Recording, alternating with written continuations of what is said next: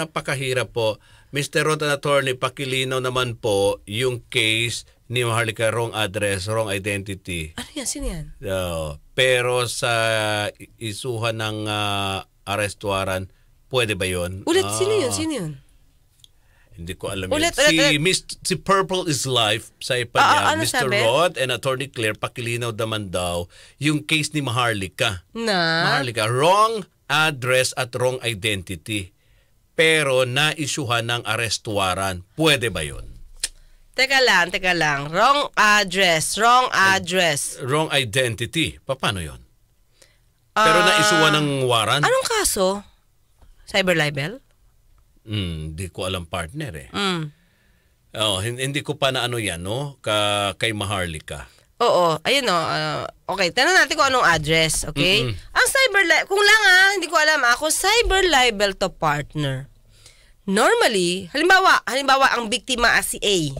'Di ba? Si A ang biktima. Si A ay nakatira sa Caloocan City. Ang cyber libel kasi, magsasampa ka kung saan ka nakatira. So, kung nagsampa yan sa Caloocan, 'di ba? Kung nagsampa yan sa Caloocan, hindi mako-question yung address.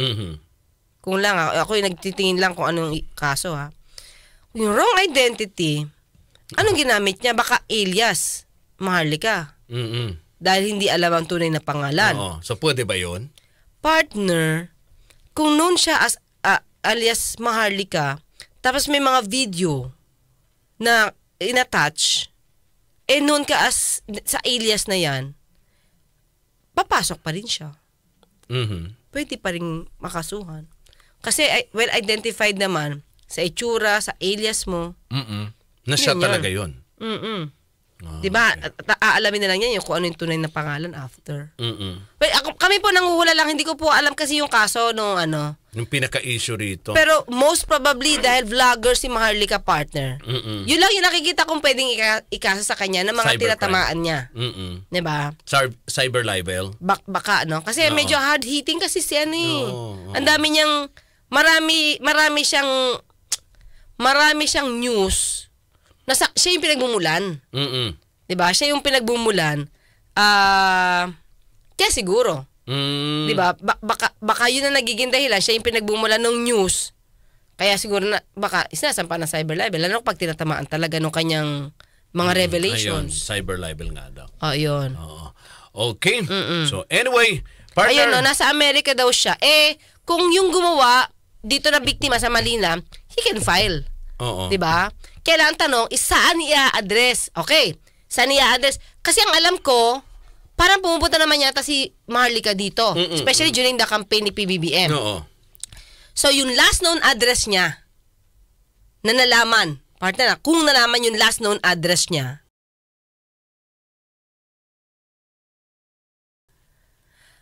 pwede doon.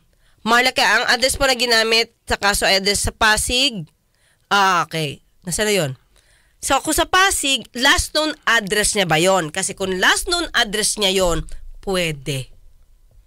Pwede dun sampa, partner. Kahit nasa abroad na siya, kung ano yung last known address dito, pwede. Ayun. Yan yun. Okay. Sige. Ulitin ko mga palangga na tinaniman nila ako ng kaso at ginawa nila ako ng fake address dyan sa Pilipinas kasi sa lahat ng nakakilala sa akin ng 2015, when I started vlogging, ako po ay nilisan ko na ang Pilipinas at dito na ako nanirahan kasama ang aking buena pamilya. Dahil syempre galit na galit sila sa akin mga kababayan dahil ini-expose natin. So in-explain ko na sa inyo, enable for them to send the subpoena, di ba? O yung summon ay ginawa nila ako ng address ayon sa pakalat nila sa number 96 Dr. Sixto Antonio Avenue, Barangay Rosario, Pasig City. Sa nakaraang vlog natin, sinabi ko rin sa inyo na kung hindi ito alam ng presiding judge na si presiding judge Maria Ami Faith Feeder Reyes. Kung ito ay ito ay ginawa ni Tuning sa basbas ni Liza Smugs, kung ito ay hindi alam ng court, ng Pampanga Regional Trial Court, ay minislead nila ang korte at very malicious at very super abusive of power, mga palangga. So, dahil sa tinawag ang aking pansin tungkol dito sa pag-issue daw ng warrant of arrest kay Maharlika, ay minarapat kong pag-aralan at alamin kung ano ba talaga ang issue patungkol dito. Disclaimer lamang po, hindi ko po kilala ng personal si Maharlika. Sa batas lamang po tayo. Sa isyong ito ay malalaman natin na si Maharlika ay sinampahan ng kasong cyber libel dito sa Pilipinas, samantalang siya ay based na daw sa US. Ayon sa balita, ang nagrereklamo sa kanya ay si Katonying, si Anthony Taberna. Ayon kay Anthony Taberna, hindi naman niya pinapansin si Maharlika hanggang sa dumating lang yung point na pati yung anak niya ay nabanggit na sa mga content nitong si Maharlika. At yung anak na niya ang naging dahilan para ituloy na ang pagsampa ng kaso ng cyber libel kay Maharlika.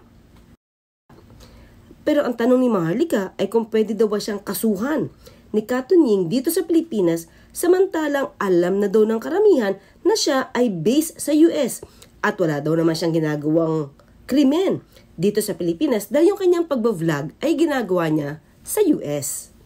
Pero ayon sa batas natin dito sa Pilipinas, ang kasong cyber libel ay maaari lamang isampa kung saan nakatira ang nagrereklamo. So halimbawa, si Anthony Taberna ay nakatira sa Quezon City, ang dapat na venue ng kanyang pagsampa ng kaso ay sa Quezon City. So kahit nasa Amerika pa si Maharlika, ay maaari siya masampa ng cyber libel para sa mga contents na kanyang ginawa, provided na yung venue ay kung saan nakatira yung nagrereklamo. Dahil nga ang mga contents using internet ay maaaring mai-access kung saan-saan, kaya minabuti na maiayos ang venue kung saan dapat maisampa ang cyber libel. At ito nga ay kung saan nakatira ang nagrereklamo o sinasabing biktima ng cyber libel. Sa complaint na isusumiti sa prosecutor's office para sa isang preliminary investigation ay dapat nakasaad ang mga pangalan ng nagrereklamo at ang nirereklamo, ang aksyong inirereklamo, kung saan naganap ito, kailan ito naganap, kung saan nakatira ang nagrereklamo at ang nirereklamo. Bakit mahalaga yung address ng nagrereklamo? Dahil ang address ng nagrereklamo ang siya magsasabi kung saan ang jurisdiction o kung ano yung lugar na may karapatang dinggin ang nasabing cyber libel. At ang address ng nirereklamo ay dapat ding ibigay upang mabigyan ng subpina ang nirereklamo para bigyan siya ng pagkakataon na siya ay makasagot at ma-deny o mapasinungalingan ang mga inirereklamo sa kanya. Kasi kapag kamali yung address at hindi siya nabigyan ng pagkakataong sumagot, va-violate ang constitutional right niya to due process. Kasi ang isang preliminary investigation ay pag-iimbestiga ng isang investigating prosecutor para malaman at madetermina kung ang reklamo ay meron bang probable cause para paniwalaan na maaaring naganap yung krimen. At kapag nadetermina na may probable cause, ito ay iakyat sa korte. So paano ma-exercise nung nirereklamo yung kanyang karapatan na sumagot at pasinungalingan ang mga reklamo sa kanya kung hindi siya nabigyan ng kopya ng complaint para sagutin ito. May mga kaso ng dinesisyonan ang Supreme Court patungkol dito. Ang isa rito ay yung kay Johan Edward Labay versus People of the Philippines, GR number 235937-240, dated July 23, 2018. Dahil hindi nabigyan ng kopya si Labay ng complaint at ng mga supporting documents, ay hindi siya nakasagot at hindi niya napagtanggol ang kanyang sarili. At ito ay nakita ng Supreme Court dahil lumalabas na ang joint order ng Ombudsman para sumagot itong si Labay ay hindi nakarating sa kanya.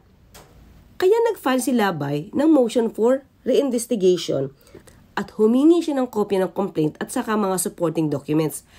Pero ito ay dininay ng Ombudsman at kinatigan pa ng Sandigan Bayan.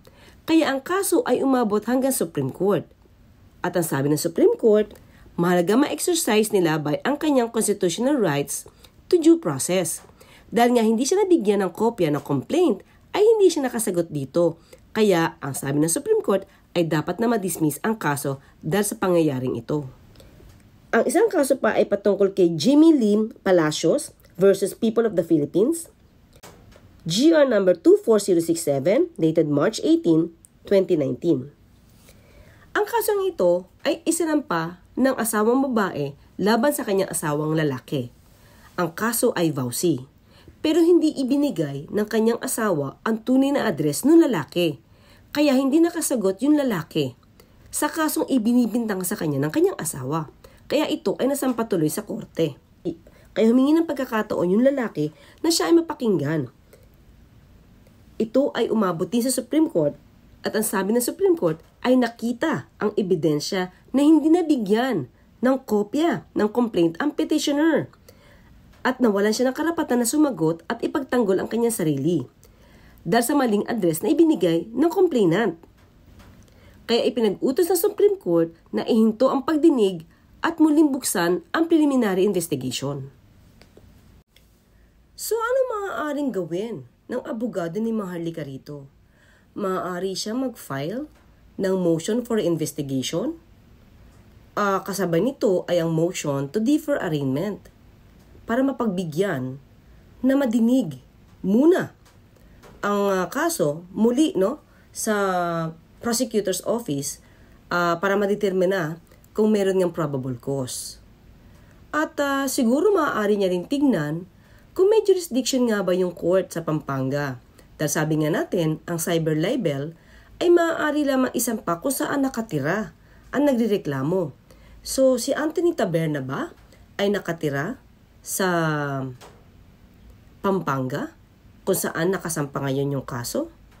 Baka kasi lumabas na wala palang jurisdiction yung court. So, maaari nilang pag-aralan itong anggulo na to.